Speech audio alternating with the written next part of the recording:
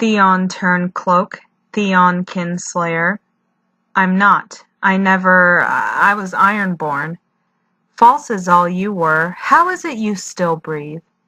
The gods are not done with me. Lord Ramsay is not done with me. I leave you to him, then. Hey lovers of Westeros, Ashley of Naath here. Today we'll be discussing the Hooded Man of Winterfell and just who we think he is. The Hooded Man is a books-only character who appears in A Dance with Dragons. Allow me to set the scene of his introduction. At this point in the story, the Boltons hold Winterfell, though their grip can only be described as tenuous at best.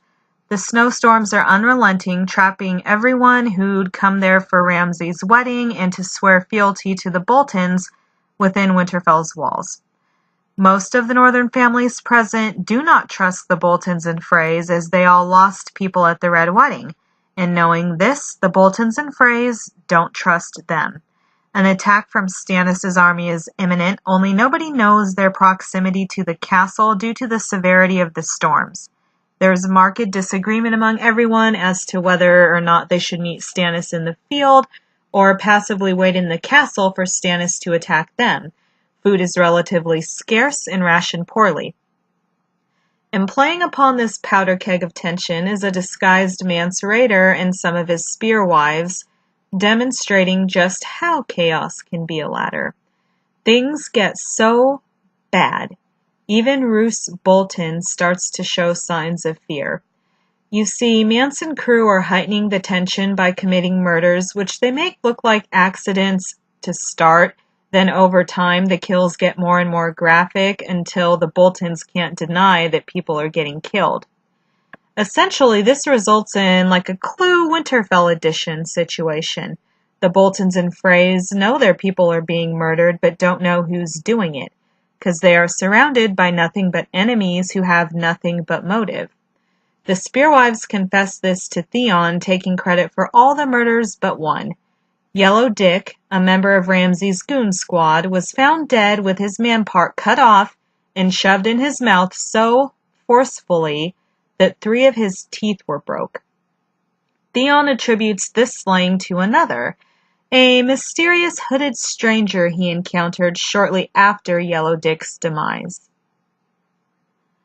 Outside, the snow was coming down so heavily that Theon could not see more than 3 feet ahead of him.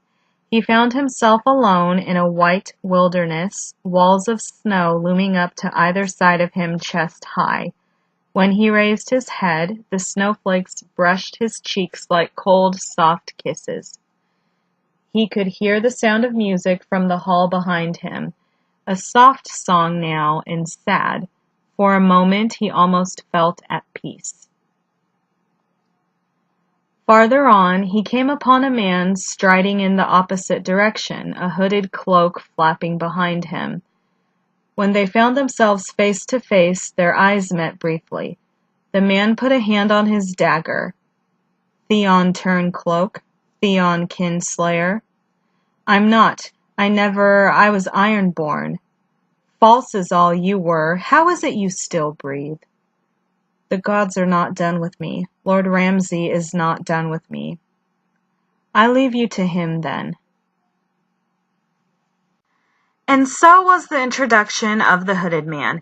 After Theon reveals his maimed hand and says Ramsay isn't finished with him, the Hooded Man laughs, agrees to leave Theon for Ramsay, and the two part ways, continuing on in opposite directions. And he's never seen again. As you can see, we have little to nothing to go on when it comes to the identity of this cloaked stranger. However, some educated guesses can be made based off what we do know. So let's review what we do know. First, the Hooded Man immediately recognizes Theon, despite his drastic change in appearance. And when I say drastic, it really is drastic, guys. We'll get into just how drastic here in a moment.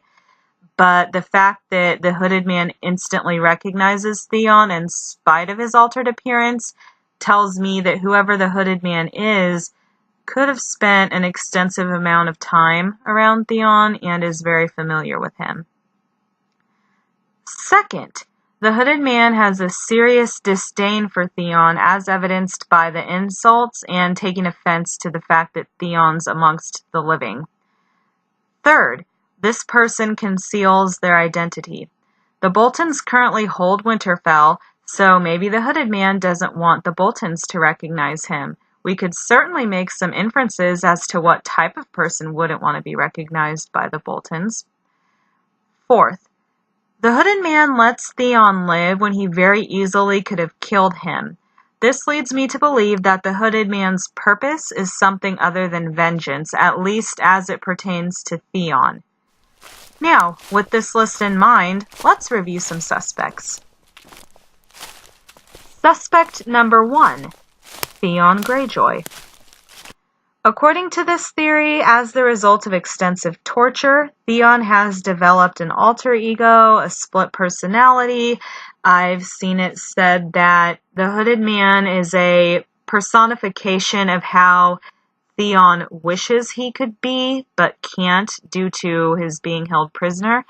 So we may see Theon as the Hooded Man kind of be on a redemption arc and have the Hooded Man doing things that Theon wishes he could do, if not for the fact that he's being held prisoner and being tortured extensively all the time.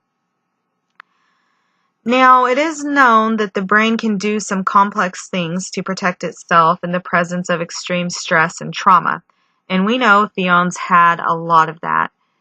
The skin was flayed off 3 fingers and several toes, all of which were eventually removed. Ramsay broke and removed several of Theon's teeth, and this leads to around a 40-pound weight loss. They say 3 stone, which I think is roughly equivalent of 40 pounds. And the reason that causes weight loss is because Theon has too much pain when he tries to eat whatever food scraps Ramsay allows him to, so he's lost quite a bit of weight. Most famously, Ramsay then castrates Theon and sends his part to his family. Theon is prevented from bathing and is covered head to toe in muck and excrement. The torture is so bad it's aged Theon decades. When Theon catches a glimpse of his hand, he talks about it looking like an old man's hand and his skin being very thin and wrinkled and his hair has gone white according to other people. So Theon, this whole ordeal has taken a huge physical toll on him. It wouldn't be hard to imagine that in addition, it would take a huge psychological toll on him as well. Now, I'm no expert on mental health, but from what I understand, developing an alter ego is a form of dissociation, not a psychosis. Having an alter wouldn't make you see things that aren't there or see another alter standing in front of you. So I'm not sure that the Hooded Man being one of Theon's alter egos is what's going on here. Maybe I shouldn't read so much into this because this is a fantasy series. However, something I've noticed is that when George writes a character to have a real-world illness, like Dorian Martell having gout or Robert Aaron having some sort of epilepsy, George tends to give accurate portrayals of how that illness is. So I can't dismiss an established history of George getting it right just to say that he half-assed it with Theon in order to make this theory true. I can't do that in good conscience. That's not how I work. Now, let's take a look at how the torture has left Theon's body. The dungeons had left him weak as an old woman and so thin a strong wind could knock him down. Thus far, he had lost 2 fingers off his left hand and the pinky off his right, but only the little toe off his right foot against 3 from his left. His left hand had 3 fingers, his right 4. Ramsay had taken only the pinky off the one, the ring finger and forefingers from the other. Clearly, Theon's physical state prevents him from being able to carry out a murder, and it's strongly implied that the Hooded Man killed Yellow Dick and possibly Little Walder, though I'm inclined to think someone else killed Little Walder, and I'll Well, that'll be a part of this discussion, rest assured. But back to Theon. He's not capable of doing a murder in the way Yellow Dick was killed. Now, I'm not saying that he was stabbed because Yellow Dick wasn't stabbed. A character confirms that to us. We just know a knife was used on him to pull a Lorena Bobbitt. So would Theon have had the dexterity in his hands to be able to do that? I doubt it. But aside from that, Theon is so weak he couldn't have overcome Yellow Dick in any sort of a struggle. This is something Lady Barbara Dustin echoes when Roose Bolton questions Theon over the rash of murders that had been occurring. Are all Freys such fools? Look at him. Hold a dagger? He hardly has the strength to hold a spoon. Do you truly think he could have overcome the bastard's disgusting creature and shoved his manhood down his throat? Well, it's obvious that Theon wasn't capable of gripping the dagger used on Yellow Dick's dick. An interesting parallel exists here. Ramsay removed Theon's private part, then one of Ramsay's goons who was complicit in Theon's torture had his private removed and shoved in his mouth. Again, the many reports of Theon's physical state indicate Theon didn't have the dexterity or strength to carry out that attack, but this coincidence is nonetheless intriguing.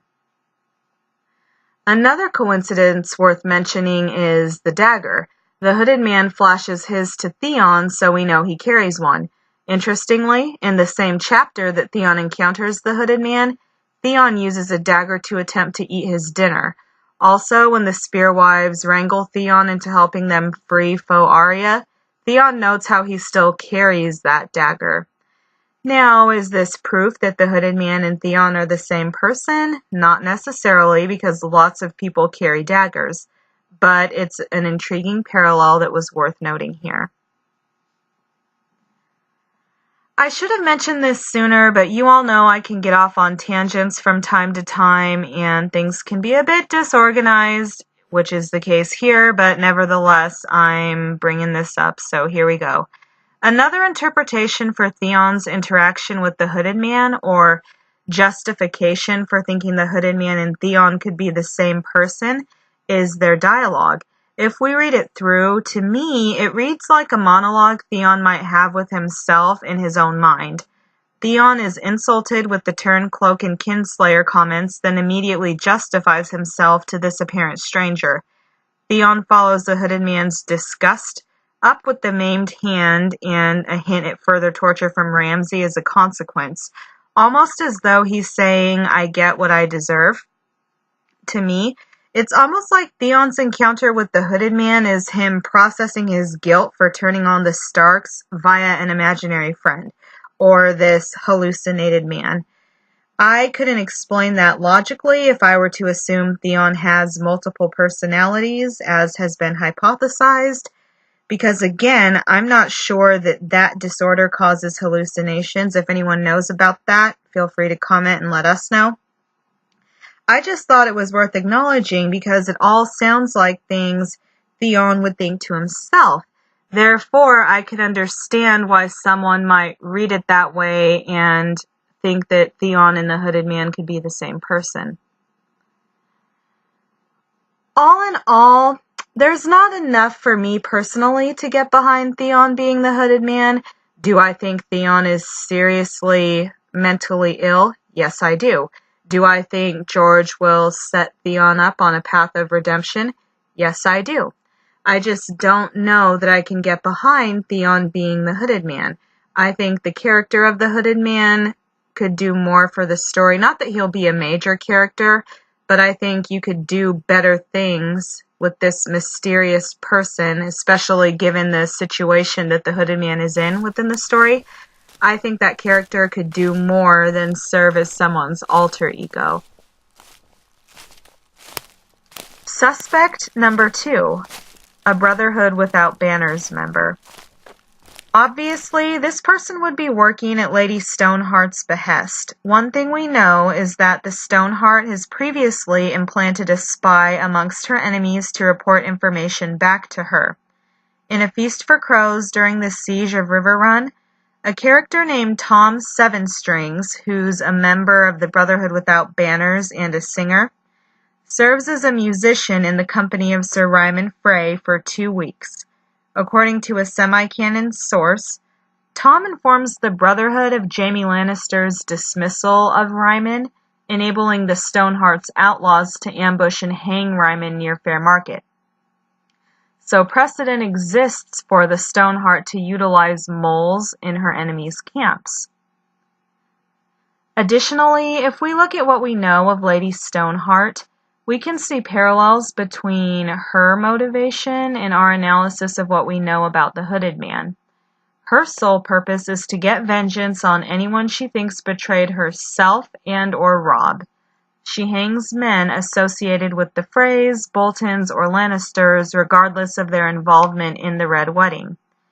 So you could generalize this to killing anyone she deems an enemy of House Stark.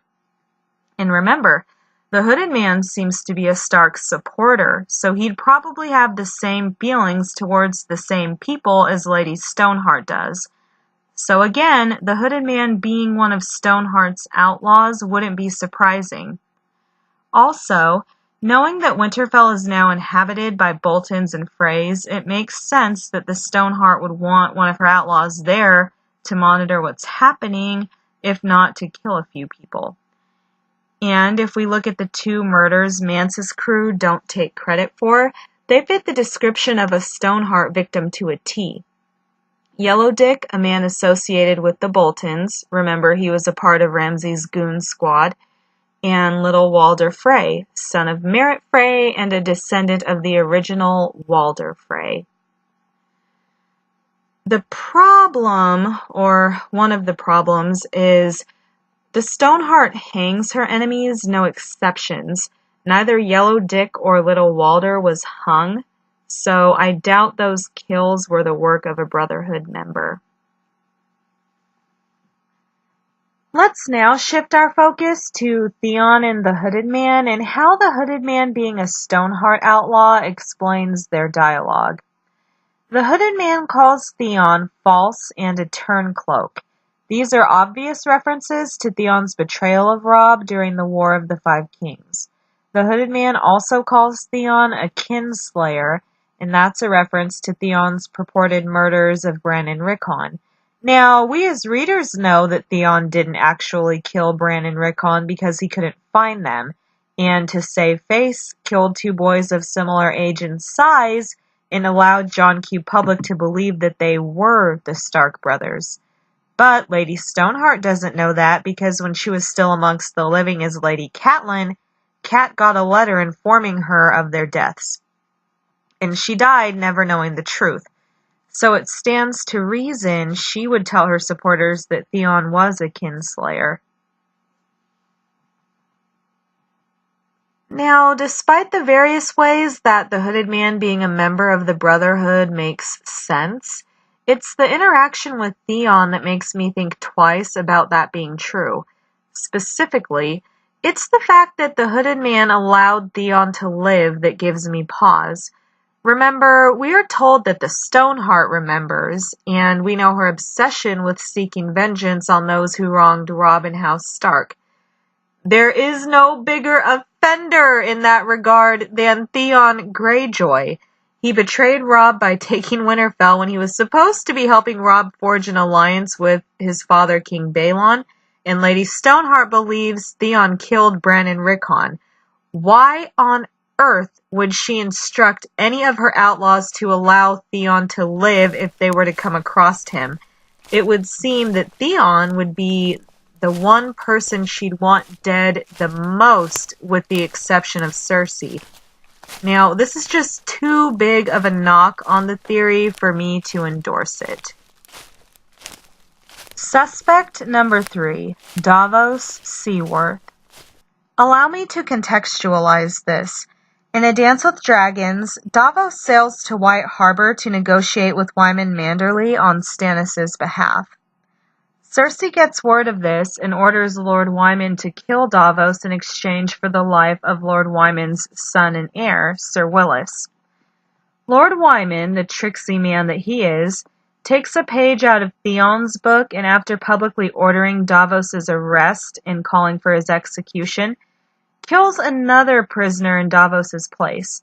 The prisoner is beheaded, the head tarred, and an onion shoved in his mouth to distort his facial features. The prisoner's hands are also chopped off and the fingers shortened on one hand to match Davos. The head and hands are then prominently displayed on spikes above White Harbor for all to see. Several Frey envoys were present in the Merman's court when Lord Wyman called for Davos's imprisonment and execution, and they confirmed to Cersei that Davos is indeed dead. Now that Cersei believes the crown has the Manderleys' loyalty, she sends Sir Willis back to White Harbor. This is a win-win for Lord Wyman. Not only does he get his son back, but he has a man in his employ with a very particular set of skills. Skills which Lord Wyman plans to put to good use. So, what skills does Davos have that Lord Wyman wants to use, and why does he want to use them? Good question. You see, Lord Wyman is part of a northern conspiracy to thwart the Boltons.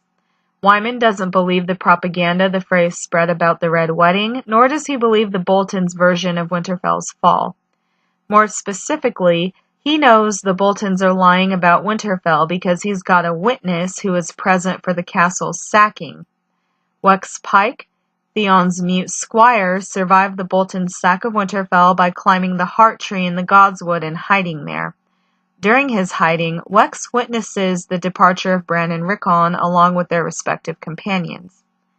Wex follows Rickon, Osha, and Shaggy Dog, learning they left mainland Westeros and sailed to Skagos.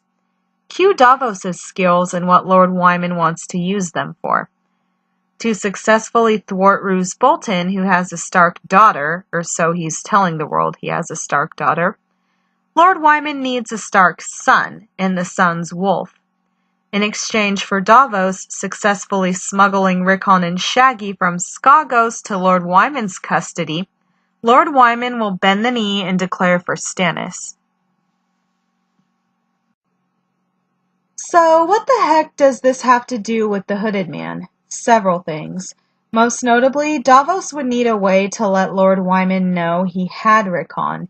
He couldn't send a raven because the Boltons would intercept it. Also, we aren't even told that Lord Wyman equipped Davos with ravens, so he can't send what he doesn't have. I can't think of another way for Davos to convey the message aside from telling Lord Wyman directly. Disguising himself as the Hooded Man to smuggle Rickon into the castle at night seems a perfect fit for Davos here. In fact, Davos became the most infamous smuggler in Westeros by, quote, piloting his black-sailed ship into harbors in the dead of night. This is an interesting parallel to the Hooded Man's nocturnal activity. Speaking of parallels, I would be remiss if I didn't mention another. The Hooded Man is introduced in a chapter called A Ghost in Winterfell. Thanks to Lord Wyman, Davos is effectively rendered a ghost because the rest of the world thinks he's dead. Might he be the ghost in Winterfell as the Hooded Man? If he is, that'd be a pretty ingenious connection on George's part, I must say. Now, that's not to say that Theon couldn't also be the ghost in Winterfell, because after all, it is a Theon chapter that gets that name. And Theon's activity of silently wandering the castle at night is kind of suggestive of what ghosts do. However, as is often the case in A Song of Ice and Fire, one thing can have more than one meaning, and I think that would be an interesting thing to pull off here. Davos being the Hooded Man also explains why Theon was allowed to live. Recall that I said letting Theon live could indicate that the Hooded Man's purpose is something other than vengeance. Well, that fits with Davos being the Hooded Man perfectly. While Davos, a devoutly loyal man, is likely disgusted by Theon's actions, he won't act on his disgust because that's not his job. Davos's purpose is to get Rickon to Lord Wyman, nothing more, nothing less, hence leaving Theon for Ramsay. Speaking of that, During that part of Theon and the Hooded Man's interaction, Theon takes off his glove and exposes his maimed hand, and the Hooded Man laughs at him. I low-key wonder if the Hooded Man is Davos and Davos laughed because he himself has a maimed hand. Again, it's not proof positive. I'm just throwing that possibility out there. It would be another intriguing connection. It's worth noting that over time, Lord Wyman's behavior grows increasingly bold, when before he always spoke in a manner that suggested he was loyal to the phrase and he was very, very careful with how he worded things.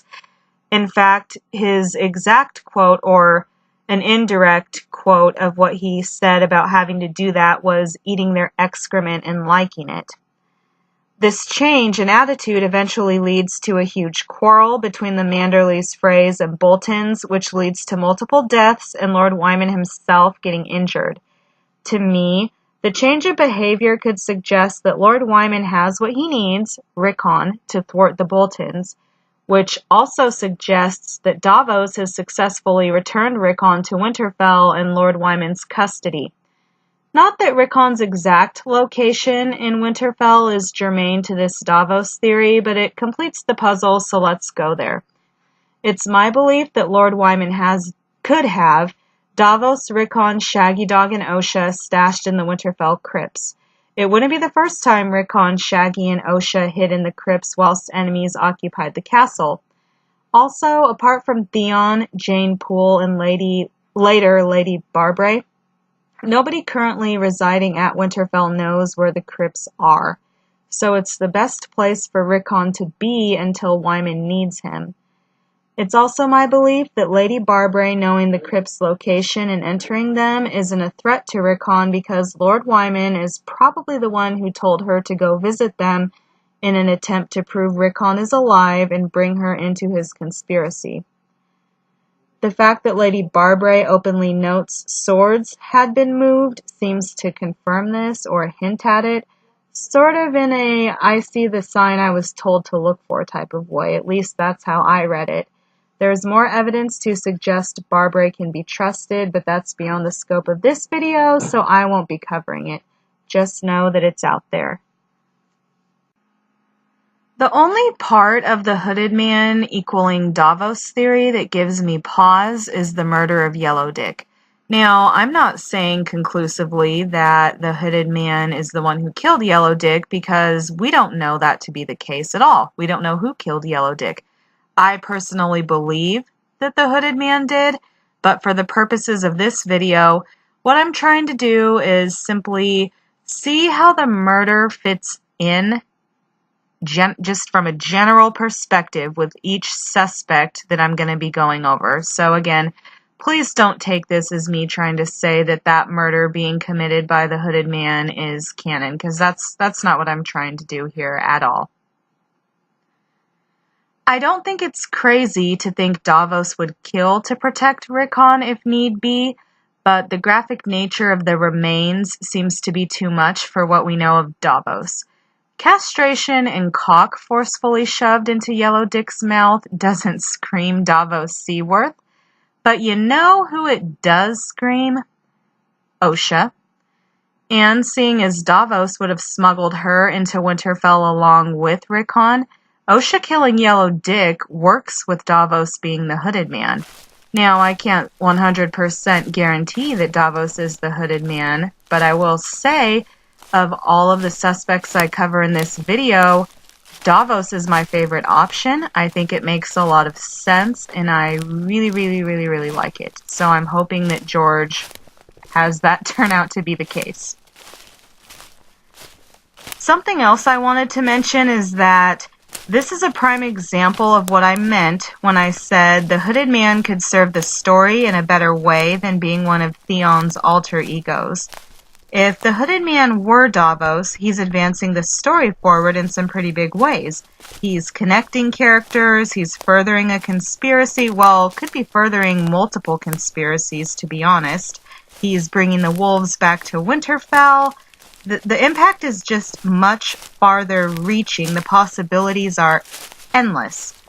In comparison, The Hooded Man being revealed to be Theon's altar would seem kind of anticlimactic, at least for me.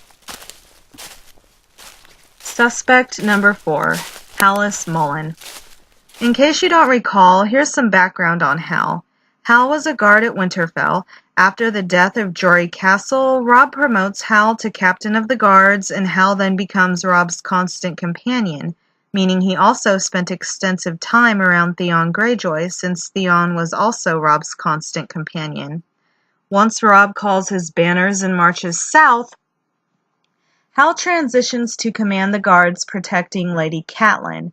Lady Catelyn notes Hal's propensity to state the obvious on multiple occasions, during the Battle of Whispering Wood, and again when Lady Catelyn goes to Bitterbridge to negotiate an alliance with Renly Baratheon, or as I think of it, went on her fool's errand to get out of Robb's hair. After Renly's assassination, Hal escorts Cat and Brienne back to Riverrun, where they discover the bodies of hung Lannister soldiers. As it turns out, they'd been on a covert mission to free Jaime Lannister, whilst delivering the Crown's peace terms. Along with the peace terms, they brought the bones of Ned Stark for Lady Catelyn. Cat orders the bones be returned to Winterfell and buried in the crypts, and the captain of that honor guard is none other than Hal Mollen. This is the last time Hal is seen, and at present his whereabouts are unknown. It's unclear whether Hal and his men reached Winterfell before the Ironborn took Moat Cailin. However, we do know, courtesy of Lady Barbara Dustin, that had Ned's bones emerged from the neck, the honor guard would be prevented from going north of Barrowton, which is her seat. If we look at a layout of the north, the honor guard would pass Moat Cailin before they got to Barrowton, so it's possible Hal got that far and could have been stopped by the Ironborn and never reached Lady Barbara.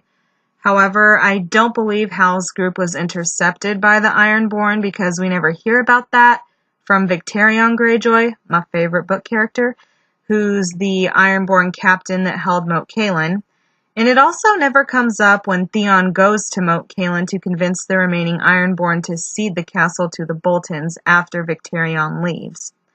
More importantly, if you read the books, then you know Lady Barbara don't play. So if she says the bones wouldn't travel past Barrowton, they aren't traveling past Barrowton.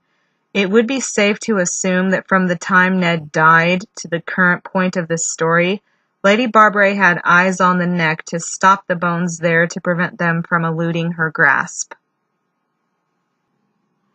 How does any of this connect to the Hooded Man? I'm about to connect that dot, hang in there. What I think likely happened or could have happened is this. Hallis, the honor guard, and the bones passed through Moat Cailin prior to the Ironborn taking the castle, got to the Barrowlands, were seized by Lady Barbara, and brought to Barrowton to lie in wait. After the Boltons' treachery at the Red Wedding, at some point, Lady Barbara enters into the Northern Conspiracy with Wyman Manderley and various others, and incorporates Hal Mollen into it as well as the Hooded Man. The Hooded Man, that is to say Hallis, will serve in a similar way to Manson the Spearwives, though not in conjunction with them, committing murders at the behest of his boss to get the Boltons to implode from within and to kind of get some good old Northern vengeance, because as we know, the North remembers. Now, another thing I think would be really cool to do with the Hooded Man in general, but in particular if it was Hal, would be to give us a Winds of Winter prologue where we have Hal opening the gates of Winterfell to allow Stannis' army in to liberate Winterfell. Unfortunately, that would probably mean that Hal dies. However, I think that would be pretty cool. It would be a nice way to bring his story full circle. Although I very much doubt that's going to happen because I've heard some rumors as to what the Winds of Winter prologue could be, and it definitely doesn't feature the Hooded Man, but a girl can always dream. Hallis being the Hooded Man makes sense on several fronts. If we recall our list of things we know about the Hooded Man, we can explain this. If we look at what the Hooded Man says to Theon, calling him a turncloak and a kinslayer, it jives with Hal's known propensity to state the obvious, something we just established with those Lady Catelyn quotes. We know Hal considers his duty to protect and serve and honor, so Theon betraying Robb would certainly disgust Hal, and I believe that would explain the question of how do you breathe, and that would explain the Hooded Man, assuming the Hooded Man is Hal. It would explain the disgust and serious disdain that the Hooded Man seems to have for Theon. Also, like Lady Stoneheart, Hal would be under the impression that Theon killed Bran and Rickon, who were more kin to Theon than the Ironborn ever were, hence the kinslayer comment. And also that would tie into the overall disdain for Theon and questioning why it is that he's even breathing. Another thing that makes sense with regards to this list and Hal Mollen, recall that I said that after Robb promoted Hal to captain of the guards, that meant that Hal started spending extensive amounts of time around Robb. Well, Theon Greyjoy was also Robb's constant companion, so that meant Hal spent extensive time around Theon and would therefore be very familiar with him and how he looks. And even though Theon's appearance is now drastically altered, if you spend enough time around him, you could probably still recognize him. We know another character does in the story. So that jives in with the list we made about the Hooded Man being able to instantly recognize Theon. Now, even though Hal's new boss Barbray eventually learns the truth, she definitely wouldn't, and the truth meaning about Rickon and Bran being alive, she wouldn't tell Hal because of his loose tongue and propensity to state the obvious, again, things that have been pointed out to us by Lady Catelyn. Also, Hal working for Barbray as the Hooded Man could explain why the Hooded Man let Theon live. Hal, if left to his own devices, would certainly want Theon dead, but Hal is taking orders from Lady Barbray and killing who she tells him to, so if she wants Theon alive for now, then Theon lives. And if I had to guess, I would say she wants Theon alive for several reasons. One, as far as Lady Barbray is concerned, Theon is the only person in that castle that knows the layout and is very familiar with it because he grew up there. So she can use his knowledge for practical reasons, like, for example, she needs to go down into the crypts, something I've previously discussed, and she asks Theon where they are because he's the only one that knows. So for reasons like that, she'd want to keep him alive. Number 2, I would say she wants to keep him alive because, without getting too deep into it, for many, many years, Lady Barbray desperately wanted to be a Stark but never could be, which is very similar to how Theon felt, so I think she connects with him in that way and sympathizes with him. Third reason, again, without getting too deep into this, I believe Lady Barbray would always sympathize and connect to any of Ramsay's victims, no matter what they've done, because she once loved a victim of Ramsay's. That would be Ramsay's eldest brother Domeric, Roose Bolton's son by his first wife. That first wife was Lady Barbray's sister. Lady Barbray herself did not have any children, so she developed a very close relationship with her nephew. And after Ramsay killed him, it crushed her, and she's never been able to let it go. I think a lot because Roose Bolton didn't really do anything about it. About the murder, I should say. So she's nursed a grievance for all these years, and I think that when she sees the torture and things that Theon has gone through at Ramsay's hand, she thinks of her nephew, and that will always bring out the sympathetic side of her, if that makes sense. Speaking of people Lady Barbray wants dead, let's talk about the 2 murders which can be attributed to the Hooded Man, Yellow Dick and Little Walder Frey. First, let's discuss Yellow Dick. I believe Lady Barbary wanted him dead simply because she couldn't stand him and wanted to spite Ramsay. Ramsay's wedding to faux Arya was originally supposed to take place at Barrowton, but Lady Barbary despised Ramsay and his goon squad of bastards boys, so they were not permitted in her castle Barrow Hall as they waited for the wedding. She can't abide Ramsay because, as we just discussed, she believes he murdered his older true-born brother Domeric, and Domeric was her nephew. The bastards boys are as cruel as Ramsay, so it makes sense that she would hate their asses too. So could I see her using Hal Mollen to kill some of them? Yeah, maybe. It would be a really provocative way to get under Ramsay's skin, especially since he is A, powerless to stop it, and B, can't prove who did it, so he can't torture them in return. Next, let's talk about Little Walder. This one is a bit more tricky because at one point, Lady Barbary gifts him a horse, and she wouldn't do that if she despised him. But seeing as she lost people at the Red Wedding, she bears animosity towards House Frey, so you wouldn't expect her to gift any of its members a damn thing. However, we see from her sheltering faux Arya, despite claiming to hate Ned, that she doesn't appear to blame children for the crimes of their parents. So we're getting a lot of mixed messages from her. They become even more mixed up during a prickly exchange between Lady Barbary and Sir Aenys Frey. The two are present when Roose Bolton questions Theon regarding the rash of murders at Winterfell. Once Theon is ruled out, they debate the culprit's identity, and when Wyman Manderly's name comes up, the following exchange occurs. I do not claim Lord Wyman does the deed himself. He brought 300 men with him, 100 knights. Any of them might have. Lord Wyman is not the only man who lost kin at your red wedding, Frey. Do you imagine Horsebane loves you any better? If you did not hold the Great John, he would pull out your entrails and make you eat them, as Lady Hornwood ate her fingers. Flints, Kerwins, Tallhearts, Slates, they all had men with the young wolf. House Reeswell, too. Even Dustin's out of Barrowton. The North remembers Frey. And I should note that Lady Barbary delivered that last line, that the North remembers Frey, with a thin, feral smile.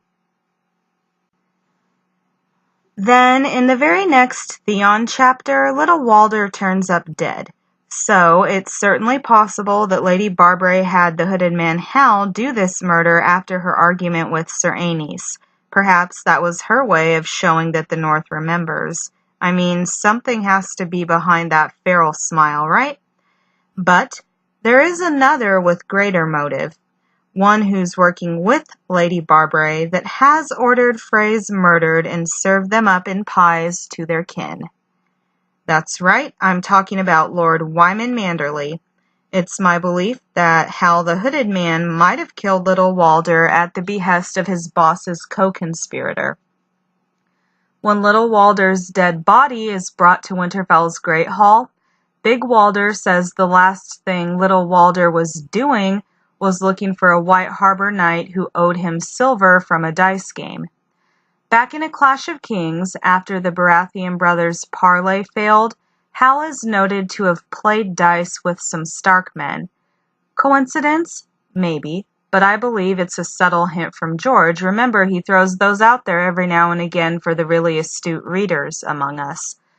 Now, you may recall a slide that I used earlier on in this presentation, I'll throw it up again, in which Lady Catelyn divulges that Hal has a loose tongue after he had told one of the other soldiers when the fighting was going to take place. Well, right before that happens, Lady Catelyn is in her tent, and Hal Mollen is there with some other Stark men playing dice. So I will again throw that up for you guys. I do believe it's a subtle hint from George. I can't say that enough. Let's look at Lord Wyman's motives for ordering Little Walder killed. Not only did Lord Wyman lose men at the Red Wedding, he lost one of his sons, Wendell, the same son that the Freys told Davos Robb Stark killed. That sealed the deal for Lord Wyman with regards to House Frey. After a trio of Freys return Wendell's bones to White Harbor, Wyman privately admits to Davos that he seeks vengeance against the Freys for his son's death. He gets the best vengeance, arguably, by having the Frey trio murdered, possibly by Hal, who knows, and baking them into pies and serving the pies by hand to Boltons and Freys at Ramsay's wedding feast. And in fact, it's noted that Lord Wyman himself takes several helpings from each pie and I believe smiles about it. But that's his motive for killing Freys in general.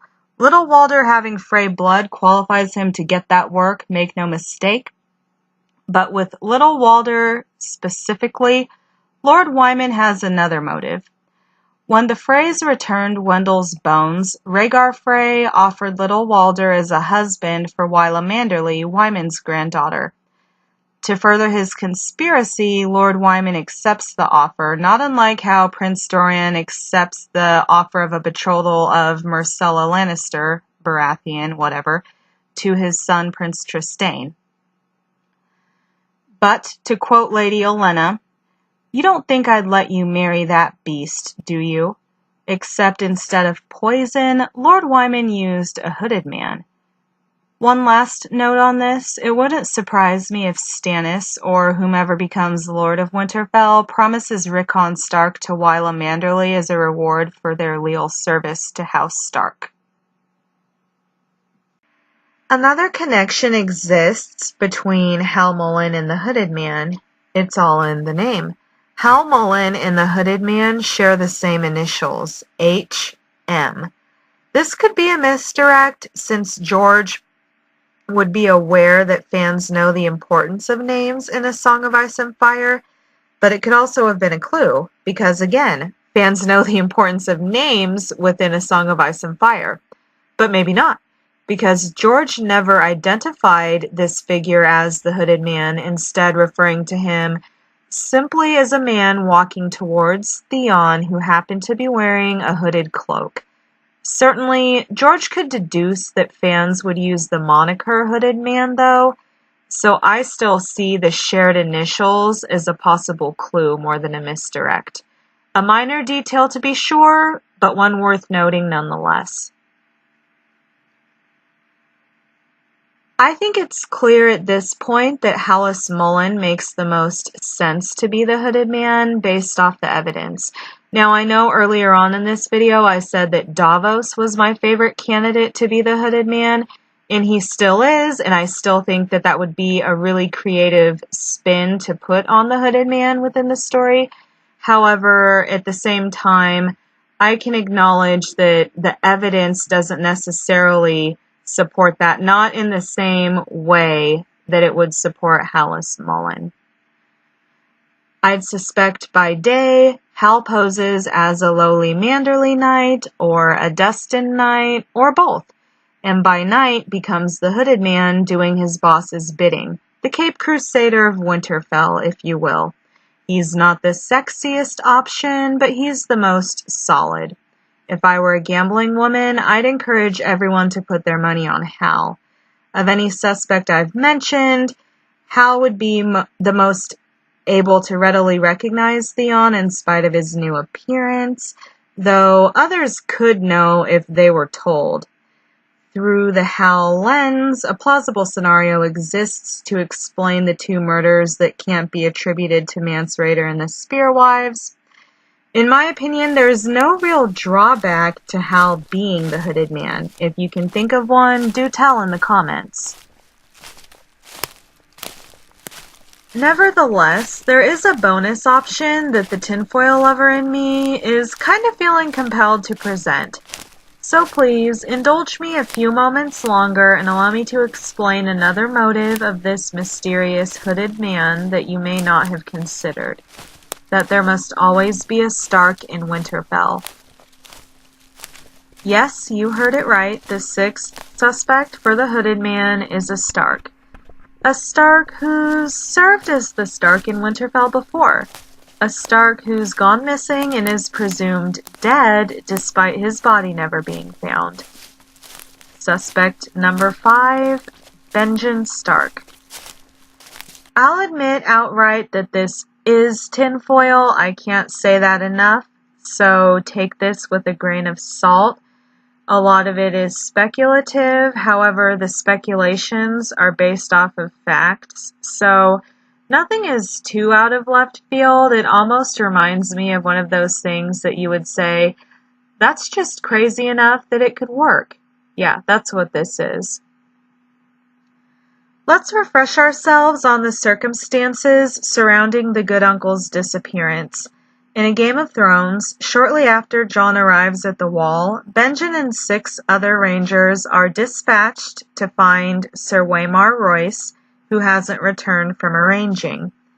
When there is no word from Benjen, 2 sweeps occur near the Shadow Tower, where Benjen planned to go to locate Sir Waymar, and a 3rd sweep, led by Qhorin Halfhand, goes north of the Shadow Tower.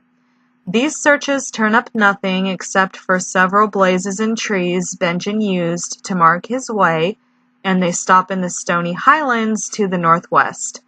From there, all signs of Benjen vanish. Sometime later, the bodies of 2 of the rangers from Benjen's party are found. However, there is no trace of Benjen. From then to the current point in the story, Benjen hasn't been seen. Now, why do I think Benjen could be the Hooded Man? Simple.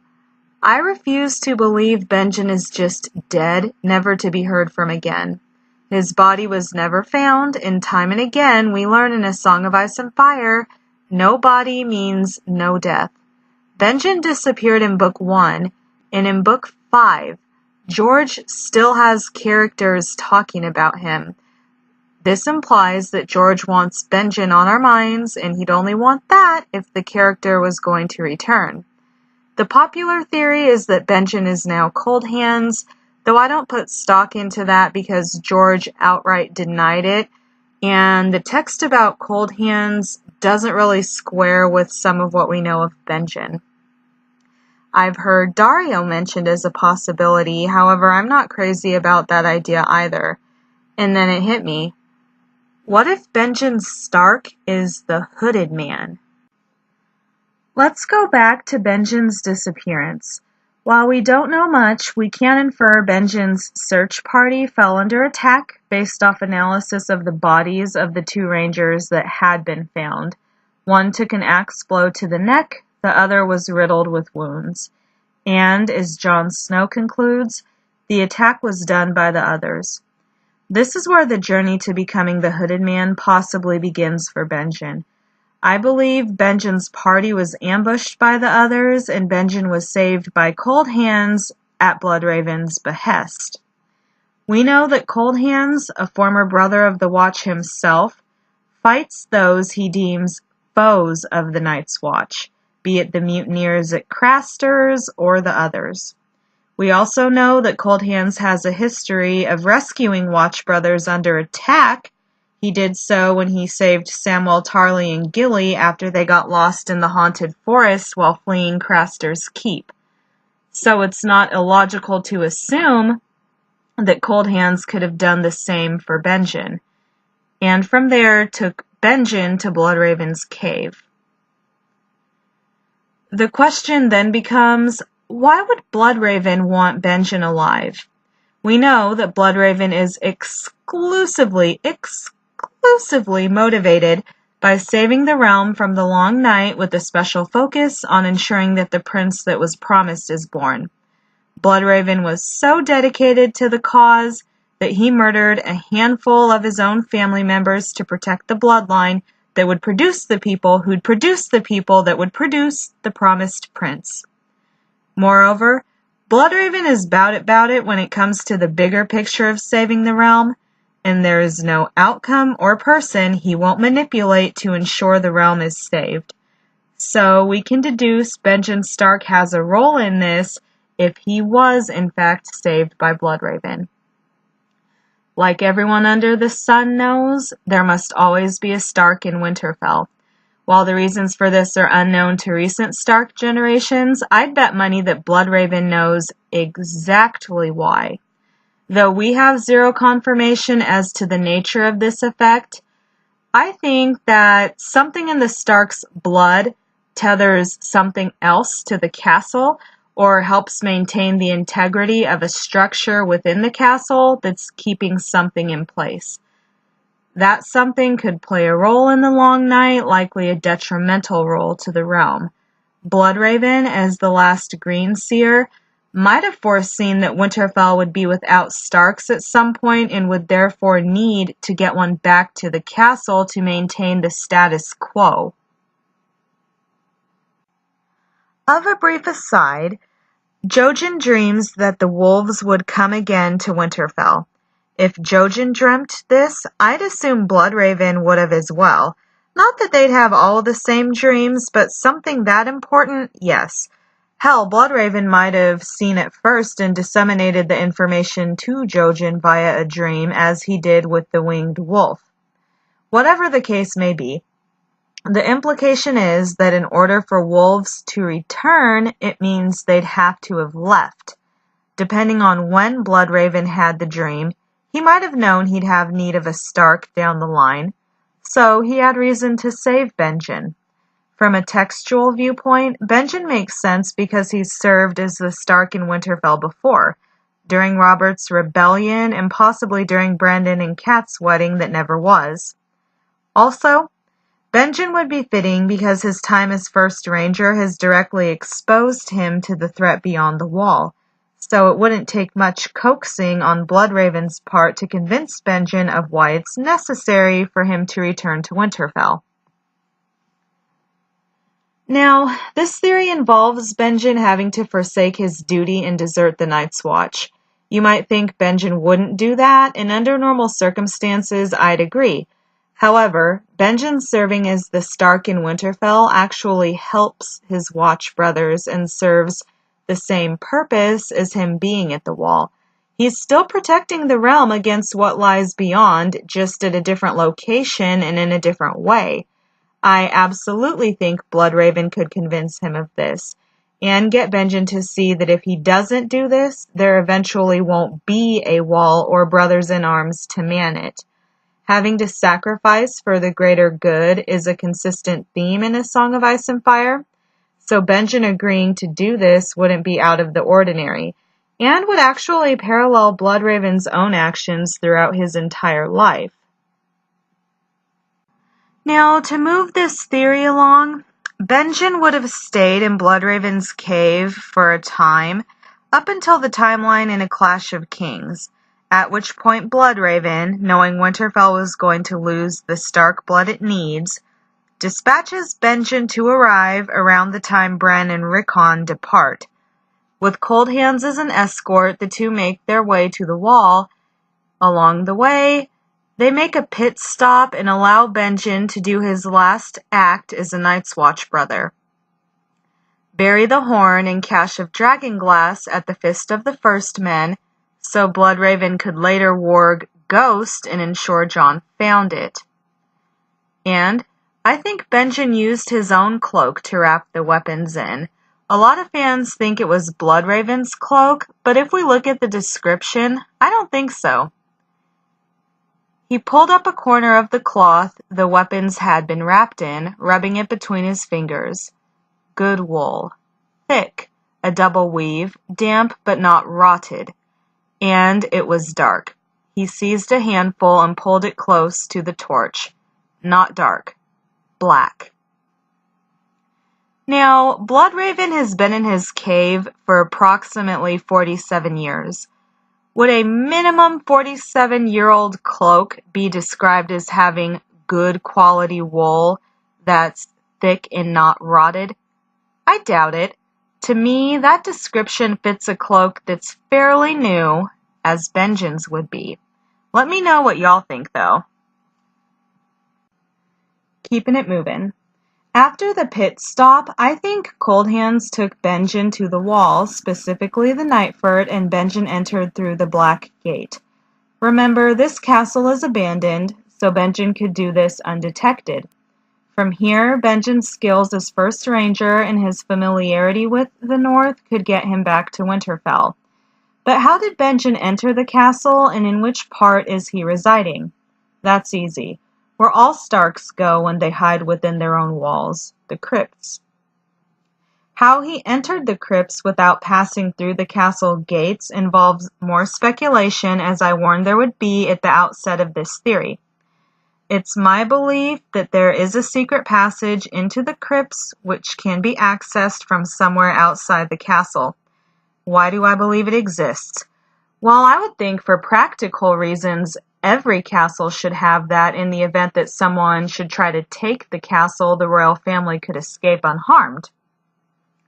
Also, if Bale the Bard and the Stark daughter hid down there for the duration of her pregnancy, they had to have a way to get out and get food, as Winterfell's kitchens weren't available to them. Also, during Mance Rayder's covert mission to rescue who he thinks is Arya Stark, he has one of his spearwives ask Theon about the crypts, leading Theon to conclude Mance wanted to escape the castle. This leads me to again think that there's a secret passage that leads from within the crypts out beyond the walls. It's my tinfoil suspicion that Benjen knows where it is because he helped Rhaegar and Lyanna use it at one point in time. If I could add another bit of speculation here, Castle Black has a connection of tunnels beneath it called wormways, and these wormways connect the various keeps and towers.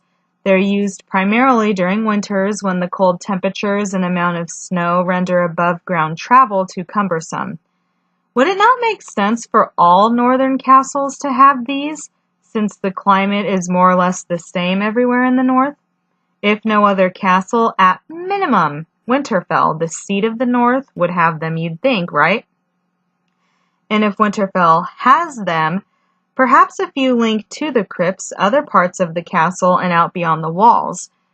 I almost wonder if there's a connection point between wormways at Winterfell and the part of the crypts that are collapsed that no one else can access. Just a thought. Benjen could move about the castle totally undetected if this were true. Now that we've established the how of Benjen being the Hooded Man, let's compare what we know of the Hooded Man to what we know of Benjen and see what, if anything, we can glean from it all. I pointed out that the Hooded Man conceals his identity, possibly because he's a recognizable Stark supporter in a castle held by Boltons. Who would be more recognizable and a greater threat to the Boltons' hold on Winterfell than a son of the beloved Lord Rickard?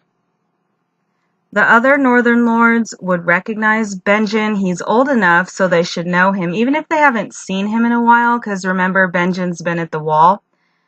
I believe he would still be recognizable, and the Boltons, therefore, wouldn't be able to summarily dismiss him like they would Rickon. The Hooded Man despises Theon, calling him Turncloak and implying that he shouldn't be breathing. Seeing as Robb is Benjen's nephew, Theon's treachery would burn deeper than it would for any of the other candidates we discussed. The Hooded Man also calls Theon a kinslayer. This obviously refers to the faux murders of Bran and Rickon and actually ties back to what I just said.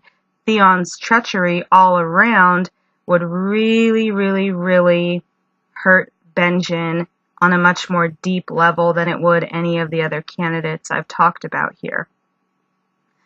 But back to what I was just saying. This obviously refers to the faux murders of Bran and Rickon, meaning the kinslayer comment. Whether or not Benjen knows they still live is debatable. I'm inclined to think he probably does know, but we aren't told that he knows. Regardless, knowing how assimilated Theon was with Ned's family, Benjen would consider Theon kin to his nephews. Overall, we can say that every opinion the Hooded Man expresses would be consistent with how Benjen would think and feel. Something important should be addressed here. You might be thinking that Theon would recognize Benjen, but I don't think so because Benjen has been a member of the Night's Watch since before Theon was brought to Winterfell, and we aren't told the two ever interacted when Benjen came to Winterfell for the feast. Benjen, inversely, would know who Theon is for a variety of reasons. Another interesting thought is that Theon and the Hooded Man locked eyes, and Theon didn't feel afraid during this encounter. Benjen's eyes are said to always have a hint of laughter in them. Maybe that quality came through to Theon when he and the Hooded Man locked eyes, and that's what put Theon at ease in that moment. One last thing regarding Theon. The only reason I think Benjen, as the Hooded Man, would let Theon live is because Bloodraven told him to. It's possible Bloodraven plans to use Theon for something later, or has foreseen something that might require Theon being alive. With Bloodraven's abilities, it's almost impossible to guess, but I just wanted to put it out there. As to the murders which we might attribute to the Hooded Man, Yellow Dick and Little Walder, I'm not sure that I see Benjen killing either of them. He'd certainly have motive, just as he would with Theon, but given the importance of Benjen's role as the Stark in Winterfell, embarking on a killing spree seems reckless. Granted, a lot of Starks have been reckless in their own way, but Benjen is one who isn't, at least that we know of. If Benjen is the Hooded Man, I don't see the Hooded Man being behind these murders. I'd look to Wyman Manderly as the responsible party. Again, I realize Benjen being the Hooded Man is tinfoil, and there is little to nothing in the way of evidence to support the theory. However, in absence of a death confirmation, or confirmation that Benjen is Cold Hands or Dario or somebody else, the possibility remains that he's the Hooded Man. So I thought it worthy of a place in this video. All in all, I hope everyone enjoyed this analysis of the Hooded Man theory. Dollars to donuts, I think the Hooded Man will be revealed to be Hallis Mollen. However, as I've stated many times over in this video, in my heart of hearts, I want him to be Davos. But what I think and what I want doesn't matter. It's your thoughts I'd like to hear. Let me know who you think the Hooded Man of Winterfell is and why. If I've forgotten anyone, just let me know. If you enjoyed this video, be sure to give it a thumbs up and subscribe for more content. I'm Ashley of Naath. Thank you for watching.